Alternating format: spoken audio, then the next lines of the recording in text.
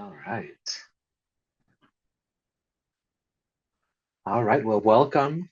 I think we're good here. Yes. All right. Well, welcome everyone. Welcome to this next conversation with the different topics that we've been discussing throughout these calls. First of all, I want to start with a little bit of housekeeping. I know most of you have had the experience of joining the webinars and getting a little bit more used to the format. So, we want to make sure that all of the voices are heard. So in that comes, being mindful of the language that we're using, and also thinking about more about the true meaning of, or the true purpose of why we're doing this and why we're here, and providing that knowledge and sharing that knowledge as well. So with things how they are constantly changing, we want to make sure that we do our best, to give that knowledge that we have on the different topics that we're going to be discussing today. And this is for what we have today, so it might be changing later on. So we just want to bring awareness to that, and be available to answer any questions as well as we go throughout this conversation. One of the things that also I want to mention is that there's a Q&A function where we are going to be able to see questions. So feel free to ask those questions either throughout the conversation or at the end. We'll make sure to review those throughout as we are going through this. But I'll first start with a quick introduction. My name is Ramon Salazar, and I am an instructional designer here at PsychArmor, but I am also a veteran. I was a medic in the US Army. I did that for a little bit. I am also gay, and I'm Latino as well. So just having those different designations there. But also I wanted to make sure that I mention that the work that PsychArmor is doing with this is just amazing. It's just a really good way of uh, putting this information out there to our providers. Just a little bit more about myself. I was in education for a while. As right after the military, I was an elementary school teacher, and then I also taught at a college, at a university as well. So just the field of education, but also being very involved with different nonprofits in the work with, specifically working with veterans. So that's just a little bit about me, and then I'll turn it over to LC. Hi, it's good to see everybody. Welcome back. I am Lindsay Church. For those of you who haven't been on all the whole series, I'm Lindsay Church. I'm the Executive Director of Minority Veterans of America. I identify as trans non-binary. I was served in the United States Navy from 2008 to 2012. All but 3 months of that was under Don't Ask, Don't Tell. And I have a much longer story about almost joining the military, then figuring out that I was queer, and then not, and then joining the military later. And so I have the privilege of running the nonprofit Minority Vets that works with veterans who are minority and underrepresented. So we work with race, gender, sexual orientation, and religion, all to build a community organization that's intersectional and works towards building a bigger voice for all of us who feel left behind or targeted and marginalized by the country that we live in and that we serve. And so I've been really glad to be here. Thank you for this series and working together on this. It's quite the time to be talking about the things that we are, but I think there's never been a more important time for people to, gather the skills necessary to meet the moment that we're in. So really glad that everybody has continued to attend. Thank you. Thank you. And it's true. It's one of those things that, with everything, how things are progressing, and well, I shouldn't say progressing, but changing. There's a lot of changes going on, and it's important to discuss these different topics that we've been talking about throughout these series. So the focus on this one is building a supportive ecosystem beyond healthcare.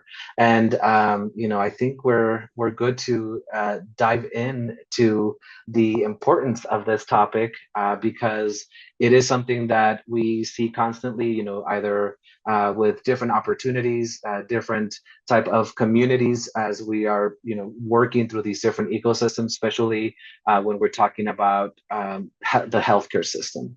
So when we talk about the support of the ecosystem for LGBTQIA plus veterans, what does this look like beyond the traditional healthcare setting? And we can start off with that.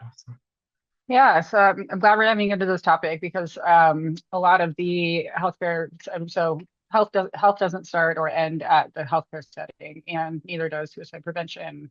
The many things that we're talking about here don't start and end when you're at the doctor's office or when you're meeting with a client. So many of the things that we are working towards for healthy health and wellness are really supported by a larger network of like the ecosystem support. So when we're talking about non-traditional health or beyond traditional healthcare settings, we're looking at things like community networks, family, and non-traditional networks. And so community networks look like the people that or the community that supports the veteran or the person that you're working with.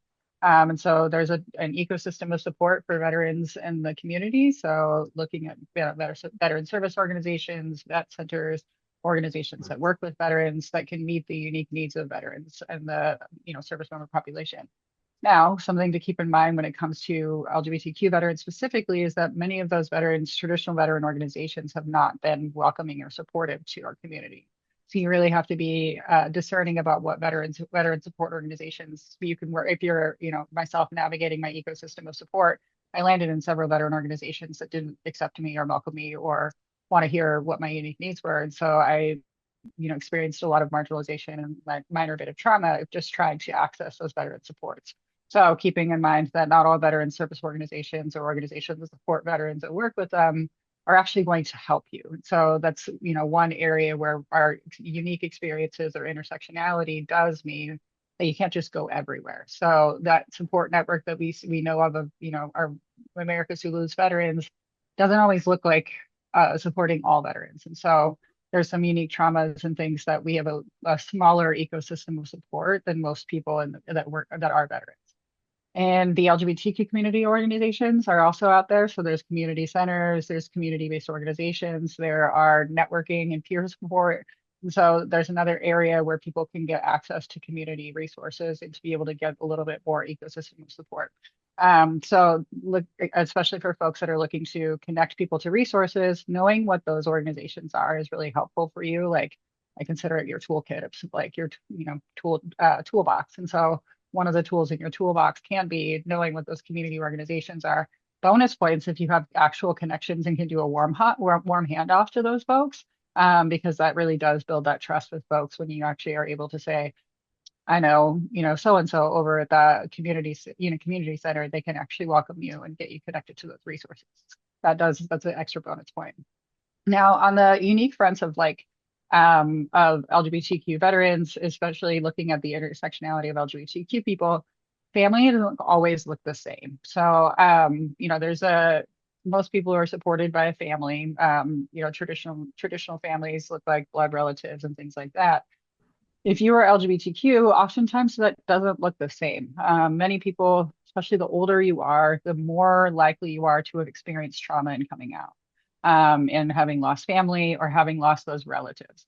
I like to bucket the idea of family into kind of two different ways of thinking about it. So I hear a lot about chosen family, but I also have like a different way of saying it. So I think that relatives are the people that you have blood relation to. So like thinking about like your nuclear family, the people that were like your, mother, father figures, those are relatives. And to me, I've gone through a lot of family trauma. And so I think about like the idea that family is earned. So like, I don't just, not all of my relatives do I consider family in the same way that I consider some of the chosen family that I have to be my family. So I kind of bucket these into relatives and family, understanding that it's not just like a title that you get because you have blood shared.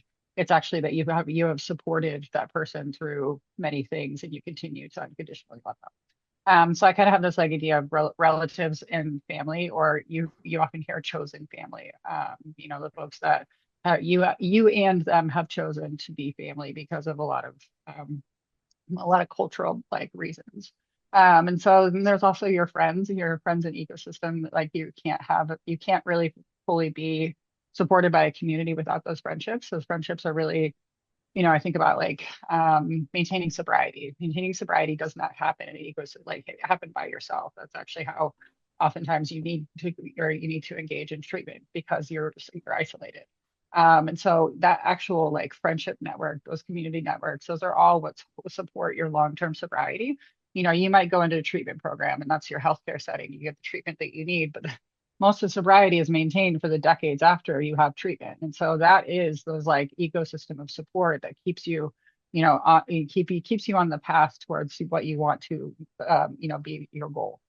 There are also non-traditional networks that exist. So like when you think about how does a person engage in the world, like are there social communities that they're connected to? Are there activities that they're engaged in? I think about like intramural sports was like a place that I, really connected with for a bit there. And really just had a good time just being a veteran that was just a person in the world, just playing, intramural sports. A lot of times veterans end up in their social community being a barn, and that's one of the things that we really want to try to dissuade or encourage other healthy habits where people can connect. So when you're thinking about maybe your client says I don't have any friends, well, consider like non-traditional networks that might be social communities or different activities that they can engage in that would otherwise support them in creating those friendships and those that support network.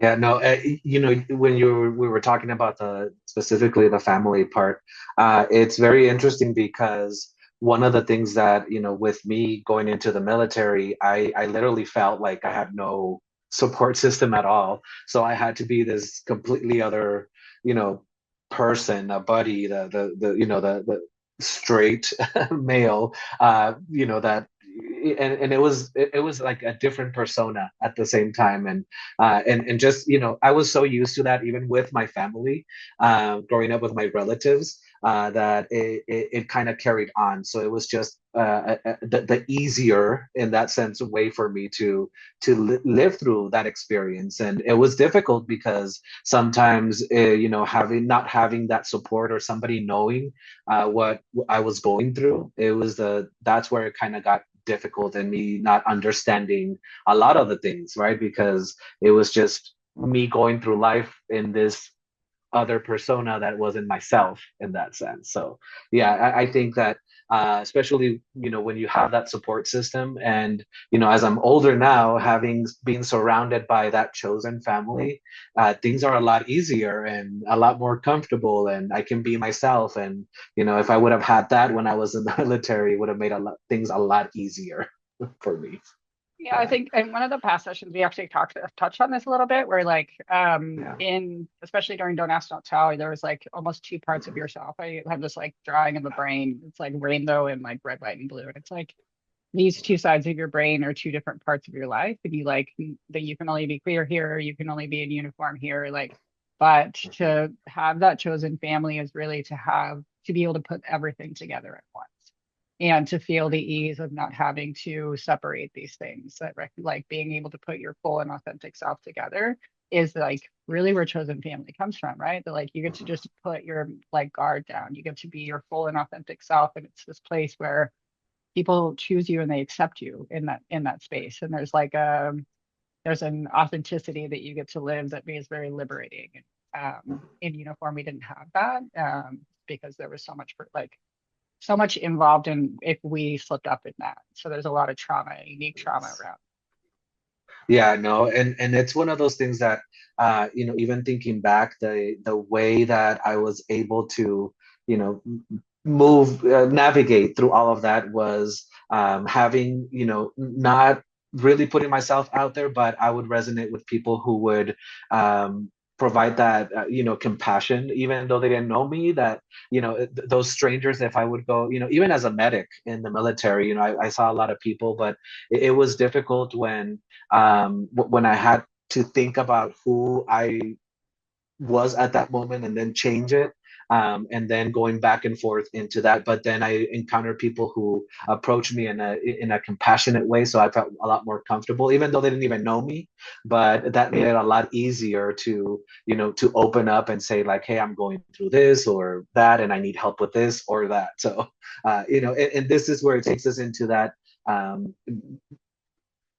creating that compassion, even though we don't know who we're working with, is just working with compassion and gratitude in that sense of being able to help someone. Um, I know you mentioned a little bit about um, the trauma and going back into that. So one thing that, especially with the audience, is how can providers, help people with like that are going through this, especially veterans, LGBTQ veterans.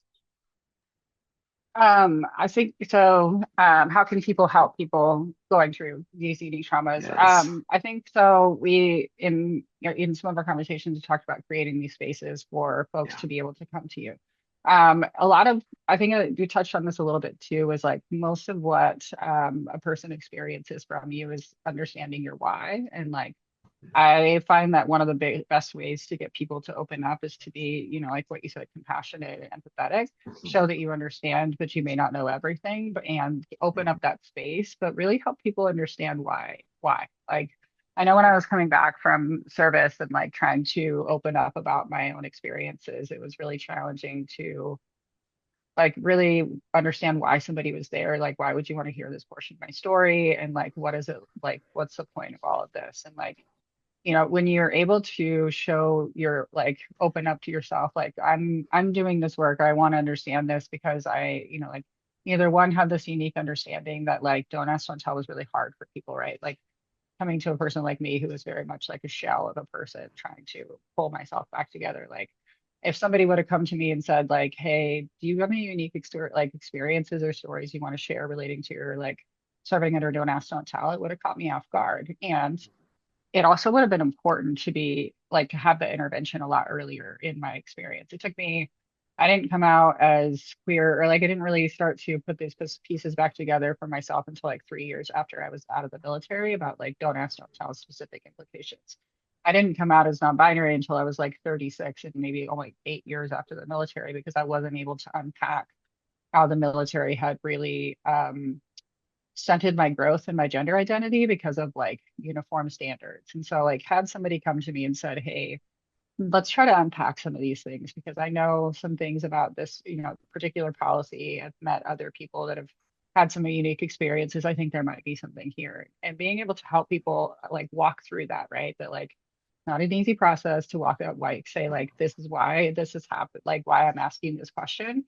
But it does open a person up a whole bunch more than it does like just thinking that it's transactional because really I've got like when we talk about like tokenization or like re-traumatization, it's really about like is your care extractive or is it really a communal space, right? So like, am I trying to pull this out of you because of like, perceived for the client? Like I was very like discerning about who I would talk to. If it does it feel extractive, like you're trying to ask this for a different purpose, or are you here to really help me understand my own experiences? And so in this way, the of like helping a person walk through this journey of creating a communal experience where like you have a unique understanding. This is what I'm trying to help you under like maybe unpack here and not making it a space that's transactional.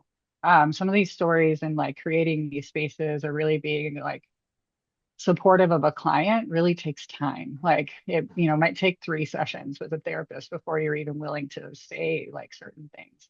And then it might take another 3 sessions after that to walk me towards like, hey, maybe you have some unique traumas that we might want to unpack here. It's a long-term investment in the client, and especially in some healthcare institutions like the VA, you only get like 8 appointments, or like you hit a certain number of an appointment, and so if you're not done there's possibility you might not get to keep going. So like those types of things, walk you towards a trying to get to things earlier, but it might take time. So the other things around like creating some of these spaces is really creating a container. Because like these stories are big and they can, Yeah. especially I think about therapeutic interventions in mental health care. These stories are really big and you only get an hour and sometimes it's only 50 minutes and you need to create a solid container where you set some boundaries on how you're going to hold this space so that when I leave or your client leaves, they're not walking away and spending the next week like really reeling from the experience, but it's creating a container like this is how we're going to talk about this is like, like how much we're going to try to unpack, helping people understand in advance. Like, I don't want to send you out of here in 50 minutes and say like, good luck, I'll see you in 2 weeks. So creating those left and right bounds about how you hold that space together and helping your client understand that you are holding it together can set up a much better and softer like experience for people to really be able to give you more of themselves and their experiences in a safe environment that doesn't leave them suicidal in the middle, like, or experiencing mental health crisis in the middle. And so um but really like a lot of that is about trust and skill building, and how do you sit with really deep discomfort, maybe silence, maybe not getting the whole story in one session. Like those things all come with really building up that muscle for like for skills that help you understand the unique traumas, skills that help you to build those containers, and time and patience and trust that you build over time. No, I really like that, especially with the building trust, because I think that's one of the areas that, as that I even experience of going into the healthcare system. It's like just trying to figure out who should I be right now, or is something going to come out that should I say this, should I say Yeah. that, should I not say this, should I not say that, and it's just this. I'm not even focusing on myself anymore. I'm just playing all these scenarios in my head of what could happen if I say this, or what's going to happen if I say that. So yeah.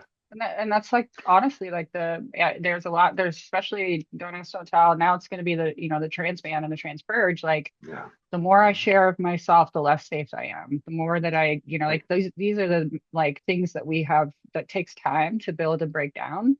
It took years to build it up, and that muscle of like protection over like everything, because I might lose my job, I might lose my healthcare, I might lose my hat. Like all of these things come with, I mean, I served at the Defense Language Institute, and a Okay. few years prior to when I was there, they had done a sting operation to find 13 linguists who were LGBTQ and kicked them out of the military. Like I didn't build this skill. I Wow. actually kind of did build the skill overnight. It was like, oh, this could actually be really serious.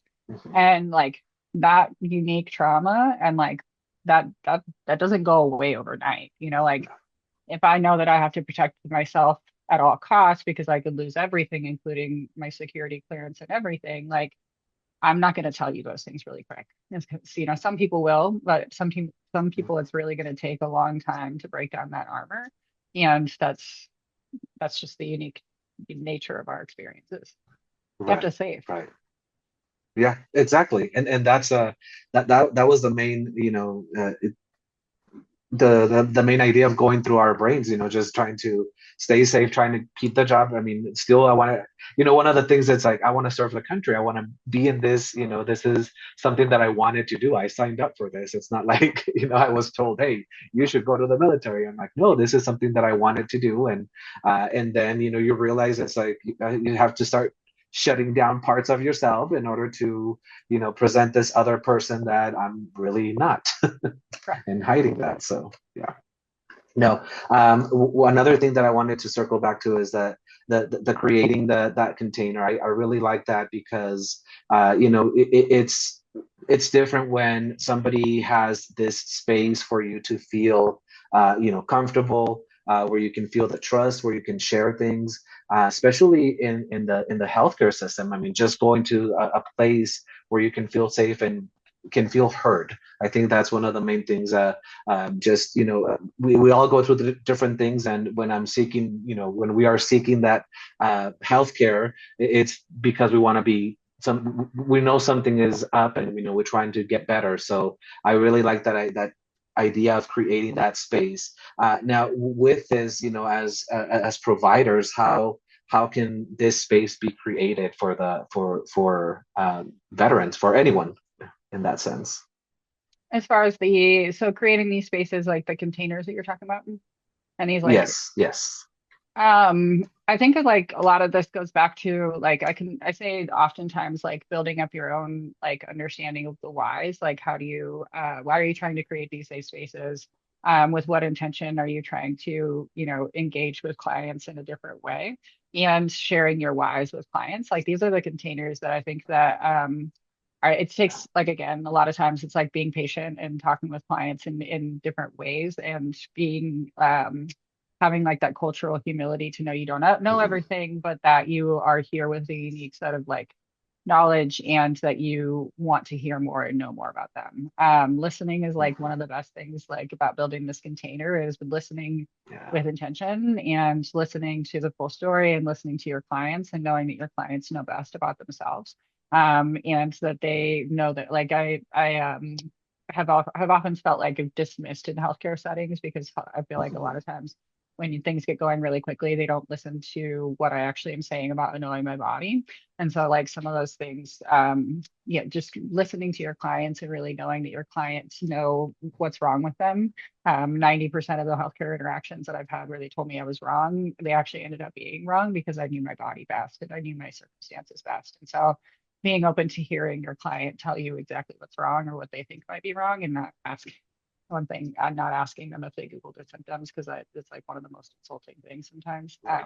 about healthcare settings. It's just being dismissed. A lot of times as you look at this from more than just the LGBTQ lens, a lot of times we're dismissed because we're not believed, whether it be, looking at experiences of Black women in healthcare settings, but not being believed about how much pain they're experiencing and not getting enough medication. MST survivors not being believed by systems and institutions, and LGBTQ people being most likely to be assaulted in the military. All of these things, like really, be to create trust, you have to believe your client and listen to them when they're in front of you. Other things that I think I've talked about in the past about how to create some of these environments. I know in the landscape of places that we're in right now, where a lot of things are changing and not for the best. To talk about pronouns and how to introduce yourselves is creating this space where, hi, my name is Lindsay. I use they, them pronouns. Who are you? Asking how people want to be addressed. Even though the healthcare settings, especially in the VA, won't allow for this, like putting it in people's records. So like, this is who they are and helping people to be seen as much as possible. Other things that create spaces, or I talked about this in one of the other sessions about making sure that a person can get from the door to you without having a negative experience as much as possible. So like, did you set up a system where they understand where the gender neutral bathrooms are? Do you have, posted non-discrimination policies and how to, hold people accountable should it happen? Do you shout out Miss Church in the waiting room instead of just Lindsay? How can you like creating a better space from the front door to your door is part of the creating that space, because I'll tell you the least willing times I like have a great like an experience with a person where I'm not willing to talk is when I've experienced something outside of their door that makes it so that I'm already shut down because I don't believe that this entire institution is here for me. So that can be a really negative experience, like for folks that Right. see people in person. How do you make sure that they make it from one place to the other with having as few negative interactions as possible? You can't control everything, but you can look at the built Yeah. environment in which people are engaging. Do they feel safe when they're in it? And so really creating physical and psychological safety is part of this container. To be able to come up and to get to you with as authentically and openly as possible. Yeah, and I really like that. I really like that, especially, and it's with anything, that first introduction that you have with someone, that first that interaction with that you create in that first instance when you meet that person. It's that's the key right there, and already allowing yourself to bring those barriers down as you're approaching, as you're getting in there. But yeah, thank you for that. One thing that we were talking about earlier are the chosen families. So going back a little bit into that topic is, one question that we can think about is how can providers better recognize and include chosen families in care planning and communication? That's a great question, and one that I got to dig in a little bit about and thought like how to do this best. One is like really just make no assumptions when asking about relatives and family. Like whether it be spouses, partners, parents, like there's a whole host, and this is actually for everybody, right? It's not just this particular portion is not just about LGBTQ people, though our support networks tend to be a lot more shallow than others, but especially around the family.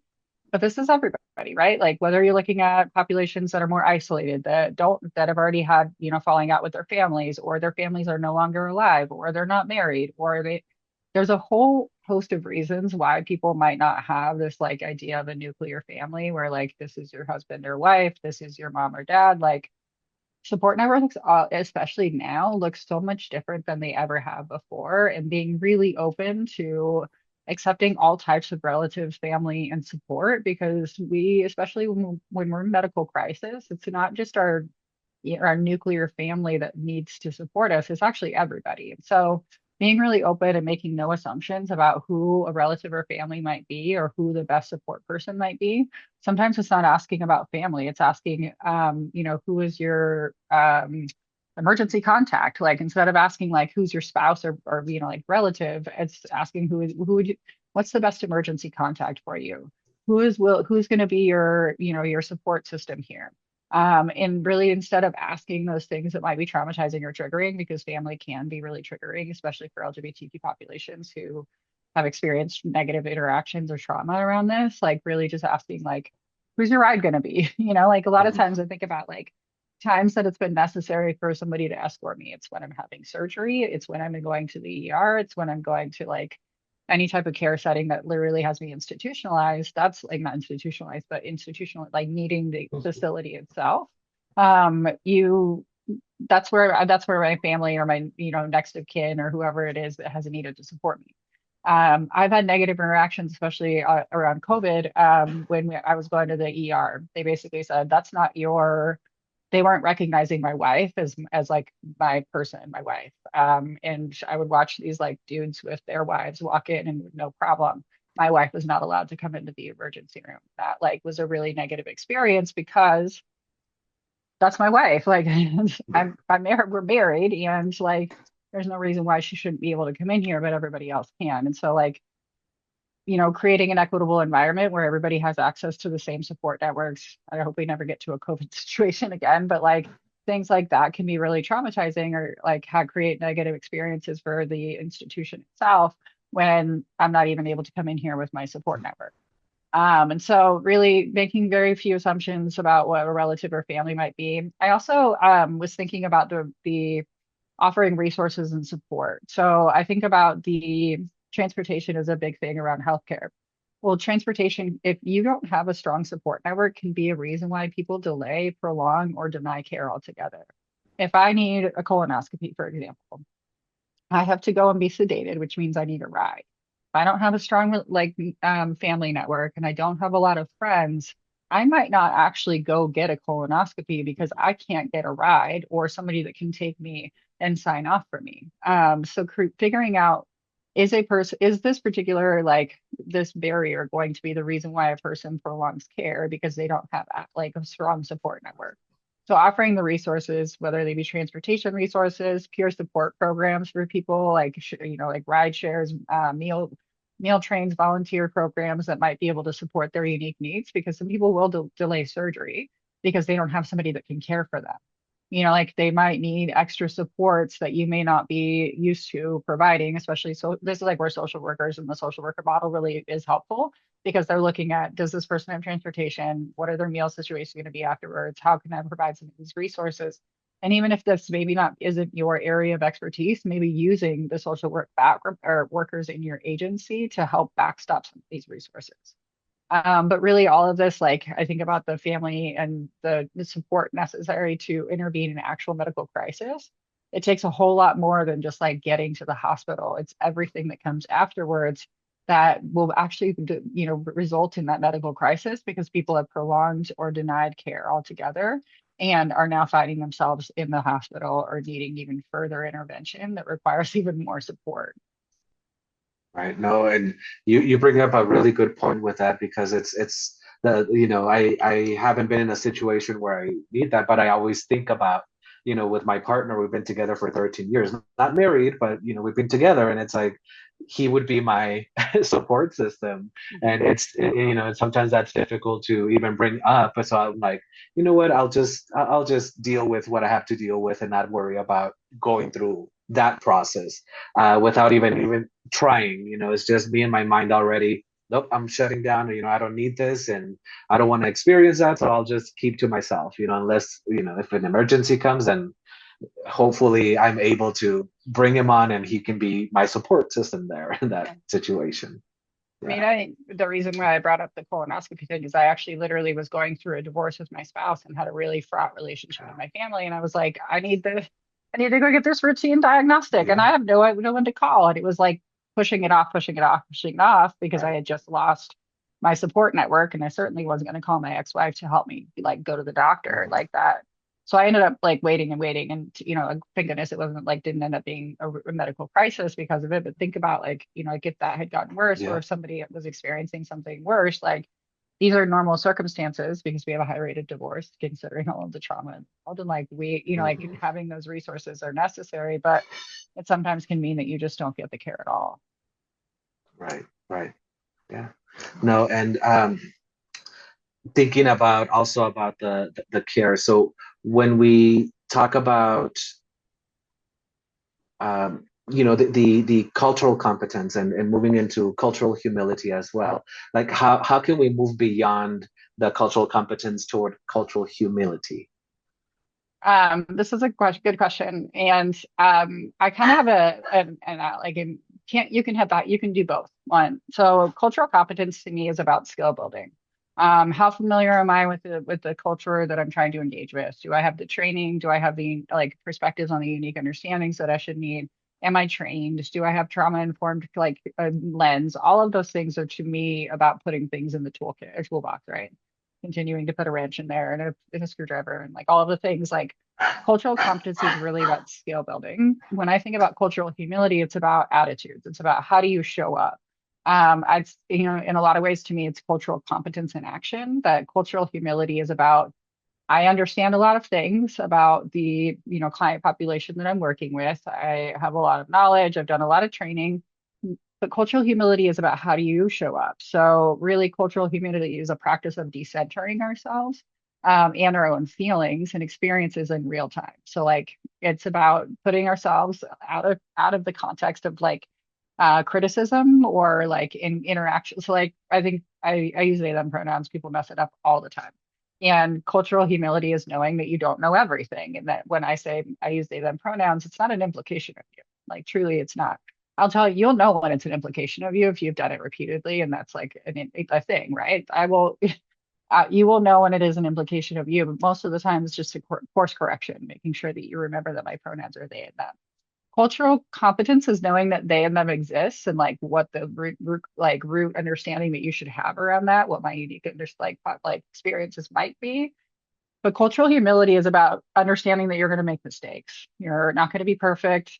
Sometimes, I mean, my mom calls me she, her all the time, and it is very annoying. But also, like, it's cultural humility for her to understand that she's going to get it wrong, and I'm going to correct her, and we are going to move on. So really, it's about decentering ourselves and our feelings, not being upset about being wrong, and understanding that you're showing up the best way that you know how to today, and tomorrow you might do different because you're going to know better.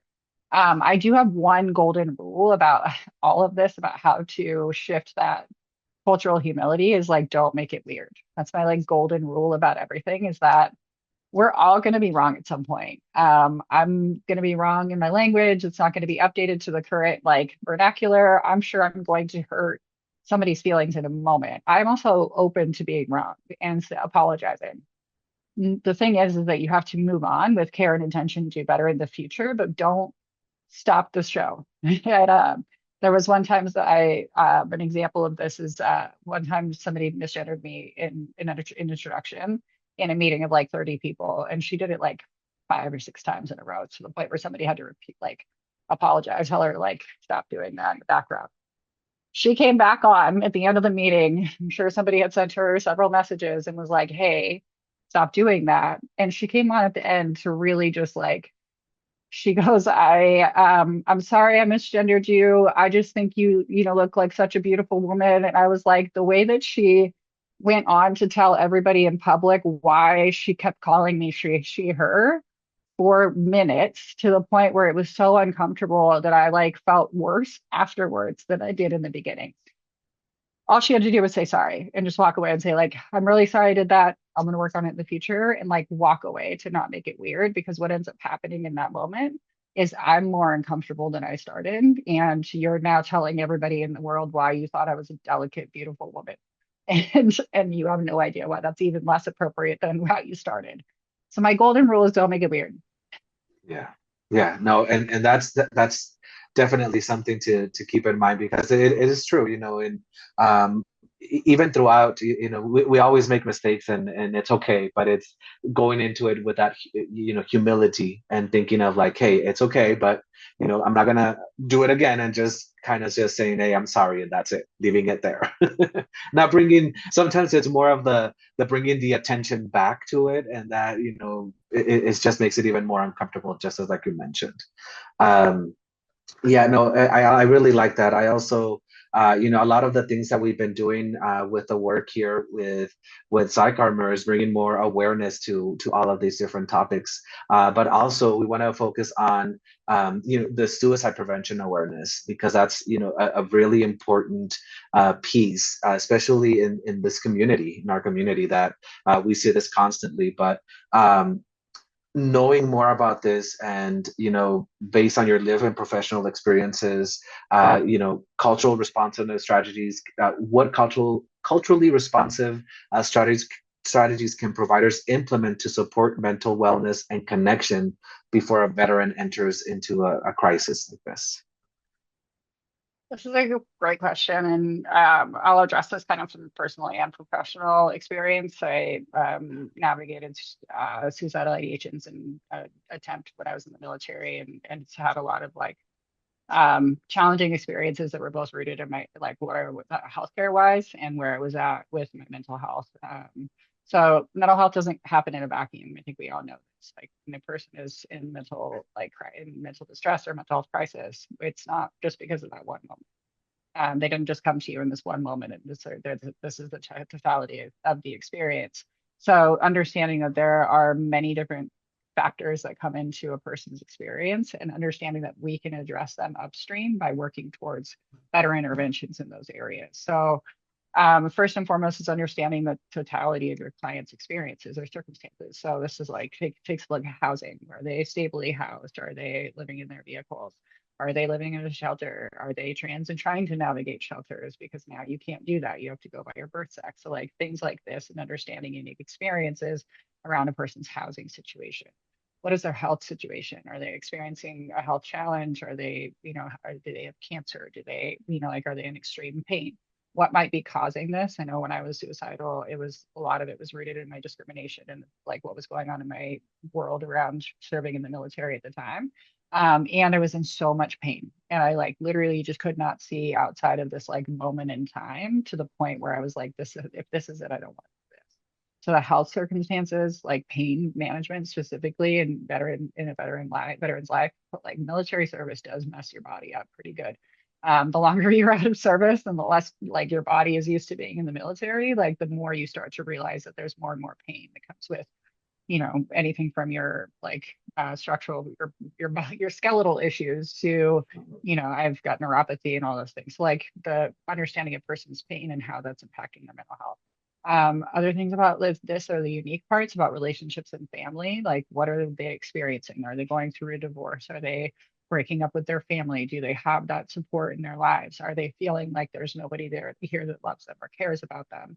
Because a lot of times the unique thing about the military, and especially like don't ask, don't tell, and these like negative policies, is that you start to believe that you're not lovable, like that you as your whole self can't possibly show up where anybody could love you. And it's not correct, but it also is not it's not gonna heal itself overnight. So you like a lot of those things center like does a person have that family or relationship support, and are they is that kind of like a portion of what they're experiencing, and how can we work towards better solutions around that? Getting people marital care counseling, like that's would be a great way to get people connected. Different ways that we can support that relationship and family building is really important. Getting people connected again to those earlier resources we talked about, community-based support networks, the non-traditional support networks, and helping people to invest in some of those like familiar relationships that they might need to rebuild. Are they experiencing employment problems? Especially like, hey, guess what? We're purging thousands of people from the military, and only solely rooted in the fact that they're transgender. where the federal employment sector is becoming less and less LGBTQ inclusive? Are they experiencing discrimination in their workplace setting, and is that impacting how they're showing up in this moment or what they might be experiencing? And so helping people to make sure that they're stably employed is a wellness and like setting, like a wellness based solution, even though it doesn't seem like it might be. Um, the other thing, like I said, I think really like some of the ways that we can really look at upstream wellness here is like facilitating those community-based connections, because a lot of mental wellness really is about like how do you feel in the world and how do you feel supported and do you feel like you have a home, whether that be your home that you live in or the home that you exist in because you're part of the community. Like people need a home and to recreate some of those relationships that they may have had in the military that they might have lost at the gate, or that they might have had before they were in the military but lost because like of whether it be personal or like military related challenges. It's really helping people to build up those community-based resources, those community-based connections is really about helping support people's wellness. The last one that I think is really interesting that I've learned a lot more over time is really looking at alternative therapies, and really being open to them. I am a big believer in outdoor recreation. I think that nature is the most culturally competent, supportive, inclusive therapist in the world right now, especially when we can't often when we and LGBTQ veterans are on edge about whether or not we can use our VA healthcare, mental health strategy, like mental. I can't even talk. I can't even use my mental health therapist anymore. So like when we don't have those supports and when we don't know what to expect from an institution, outdoor recreation is a really great way for people to get connected and rooted. I can tell you that when I got out of the military, like planting my hands in the earth really helped save me. It was one of the best suicide prevention strategies out there. When I lost my child, I also planted my hands in the ground every time that I can. In 2025, I plant my hands in the ground. All of that is really about connecting to a world that is knowing of so much more than what we're experiencing right now. I like to say that nature has a way of knowing, and nature has experienced so much worse than we have, and the dirt has lived through much worse than what we're going through right now. Equine therapy is another really big one. People love horses. It's another like emerging strategy or one that's been around for a long time, but we're just tapping into. The people like there's a connecting portion of this again, looking at like nature is inclusive, like animals are inclusive, and horses have a way of like dropping your blood pressure. And there's more medical things, except I'm a person that does like, and you need to touch, like you need Yeah. to be like, there's something about mirroring and like equine therapy really helping to root people in the moment. Also things like alternative medicines. I know was prescribed a lot of painkillers and moved to medical cannabis over time because and it saved my life. I came off of fentanyl and narcotics. I like was on fentanyl patches and like was able to move to different types of medicines and medical cannabis, but I also have a spinal cord stimulator. So like being open to alternative therapies can be a life saving measure for somebody. Now, I love that you mentioned that because it is a piece that, it's not as common, but it's out there and it's something accessible. Like you said, just a walk in nature that, just touching the earth. I'm also a yoga instructor. So yoga for me was the one thing that definitely helped me, especially right after I got out of the military. The first thing that I did was I drove by a yoga studio. I had never done yoga before. And then I looked, I'm like, let's see. And that was it. It was my time for my space. That those little 60-minute classes were just me on that little mat and just bringing that awareness to the body, bringing that awareness to the breath, and just being in that present moment allowed me to heal a lot of things, a lot of insecurities from before, and a lot of just personal experiences that I had. So yeah, I Actually a totally lot of agree with that. research between like especially post-traumatic stress and yoga and like Yeah. understanding and pain management too is another one that yoga was like not just because you're stretching, but also Mhm. I had a lot of like PTSD because I like my medical conditions, but also it made me not want to be in my body. And so yoga Yeah. is like a way for you to understand that you can move through discomfort. So like you can be in a position and you can be really challenged by it. It can be really uncomfortable, but in a minute you're going to change your movements and you're going to be at a different spot. And so like Right. there's a lot of research around it, why they use it specifically for veterans PTSD, but it's all about really like coming back into your body, understanding that discomfort exists and that it won't exist forever.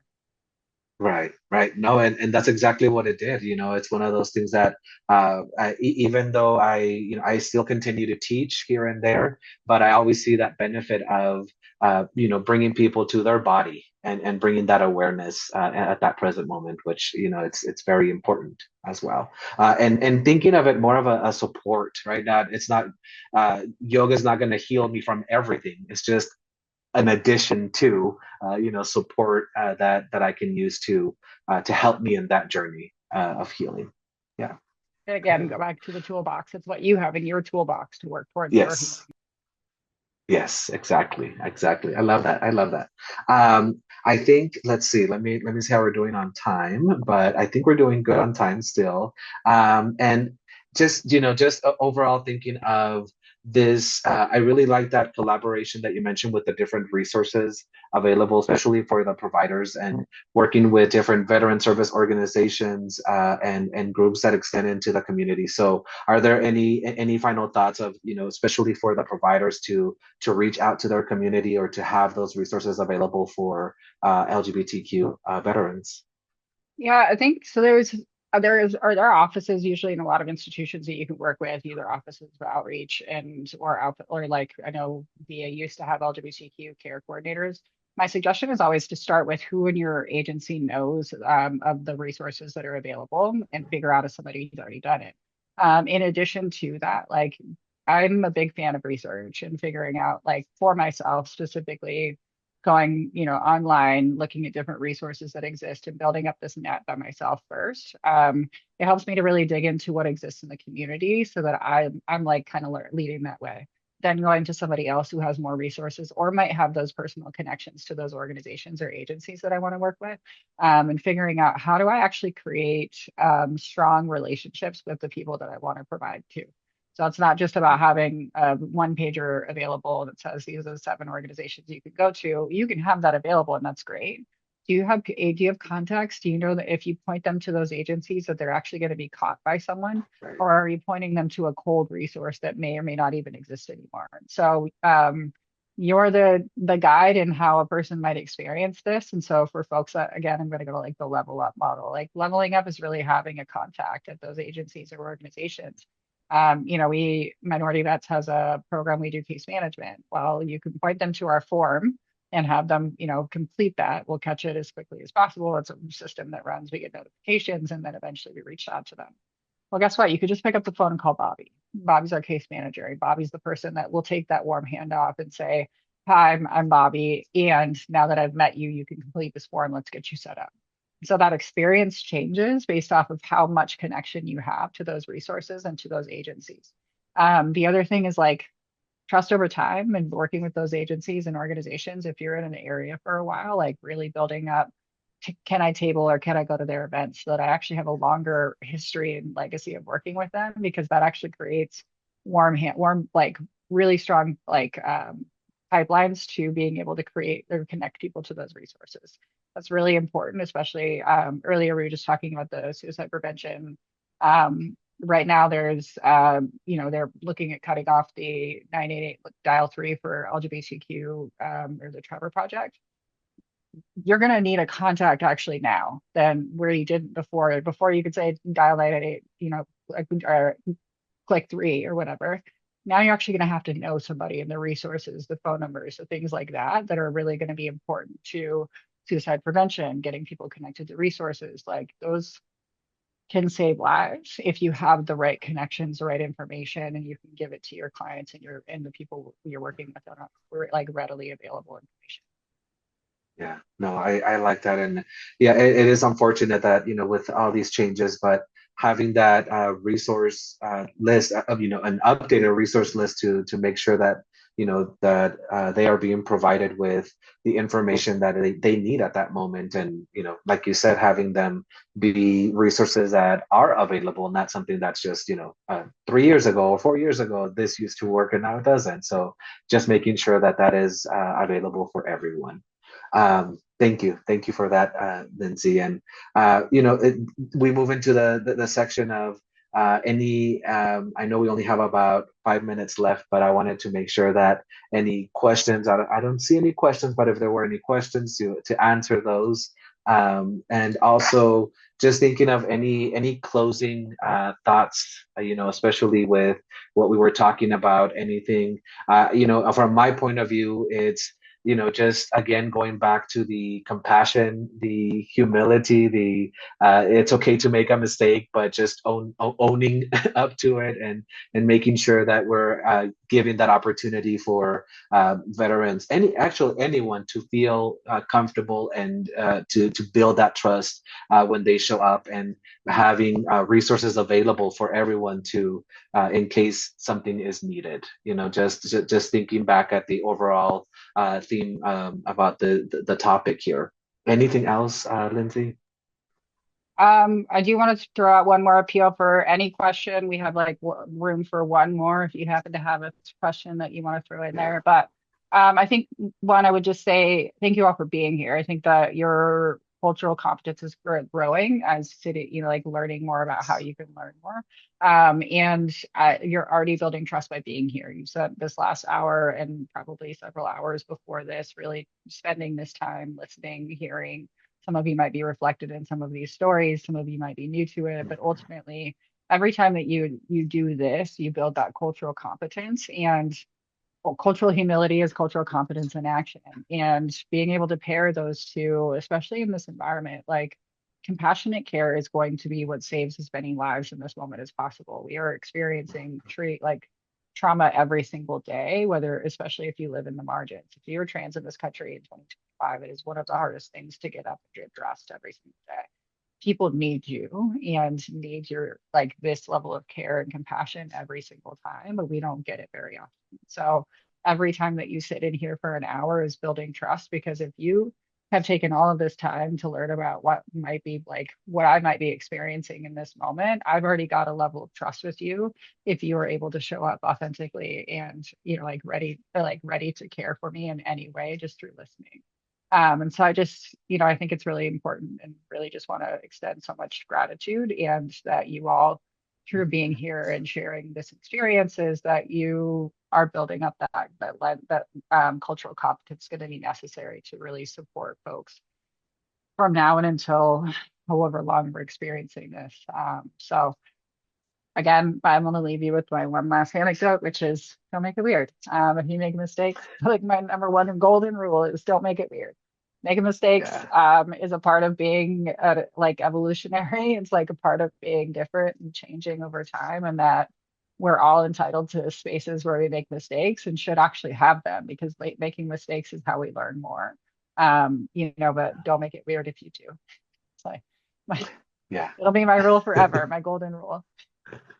And it's true, because it's uncomfortable already for one person and then the other. So just leave it, sorry, and, and move on. Yep. Yeah, no, thank you. And I agree with Lindsay. Thank you everyone for being here, for taking that first step already into learning more about the community, learning more about what can be done. So thank you for that, and thank you, Lindsay, for being open, and inviting us into your experiences as well. And with that, I want to turn it over to the closing part of this, which is the thank yous, of course, but also we have a quick survey available, which we appreciate your feedback. I know it's going to come up on the screen with a QR code on there, and it's just feel free to be honest on there. We want to hear your feedback. We want to make sure that we continue to provide this valuable information to everyone. And also, as soon as you close as soon as the session ends, you will receive that same questionnaire on there. So please fill out the survey. It's going to help us a lot more as we develop more of the sessions and as we continue to have them. So thank you, everyone, and Ramon, I before you close, appreciate everyone. Go ahead. since we're a small group, I just did want to recognize, thank you to Denise who sent a message just a minute ago. Thank you Yes. for being here, truly. I'm really glad that you are here and that you've walked away with any knowledge when you walk away from here. So I just want to acknowledge that. It was very kind and thank you for sharing. Yes, thank you for sharing that. All right. Well, thank you, everyone, and we'll see you on the next one. Thanks, Thank bye. you.